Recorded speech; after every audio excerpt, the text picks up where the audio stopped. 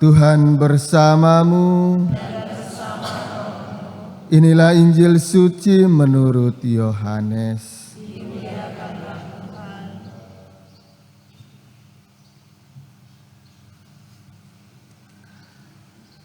Pada hari raya orang Yahudi, Yesus berangkat ke Yerusalem.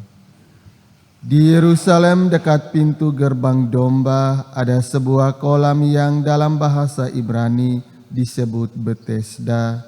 Serambinya ada 5 dan di serambi-serambi itu berbaring sejumlah besar orang sakit.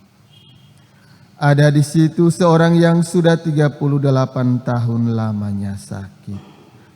Ketika Yesus melihat orang itu berbaring di sana, dan karena ia tahu bahwa ia telah lama dalam keadaan itu, berkatalah ia kepadanya, "Maukah engkau sembuh?"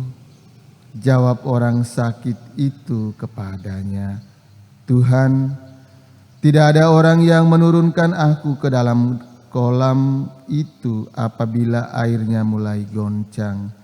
Dan sementara aku sendiri menuju kolam itu, orang lain sudah turun mendahului aku." Kata Yesus kepadanya, "Bangunlah, angkatlah tilammu dan berjalanlah." Dan pada saat itu juga sembuhlah orang itu, lalu ia mengangkat tilamnya dan berjalan. Tetapi hari itu hari Sabat. Karena orang-orang Yahudi berkata kepada orang yang baru sembuh itu, "Hari ini adalah hari Sabat dan tidak boleh engkau memikul tilammu." Akan tetapi ia menjawab, "Orang yang telah menyembuhkan aku, Dia yang mengatakan kepadaku, 'Angkatlah tilammu dan berjalanlah.'" Mereka bertanya kepadanya, "Siapakah orang itu yang berkata kepadamu, 'Angkatlah tilammu dan berjalanlah'?" Tetapi orang yang baru sembuh itu tidak tahu siapa orang itu, sebab Yesus telah menghilang ke tengah-tengah orang banyak di tempat itu. Kemudian ketika bertemu dengan dia dalam bait Allah, Yesus lalu berkata kepadanya, "Engkau telah sembuh, jangan berbuat dosa lagi, supaya padamu jangan terjadi yang lebih buruk." Orang itu keluar lalu menceritakan kepada orang-orang Yahudi bahwa Yesuslah yang telah menyembuhkan dia. Dan karena itu orang-orang Yahudi berusaha menganiaya Yesus karena ia melakukan hal-hal itu pada hari Sabat. Demikianlah sabda Tuhan. Suster, para oma dan opa, ibu bapa, saudara-saudari, umat beriman yang dikasihi Tuhan.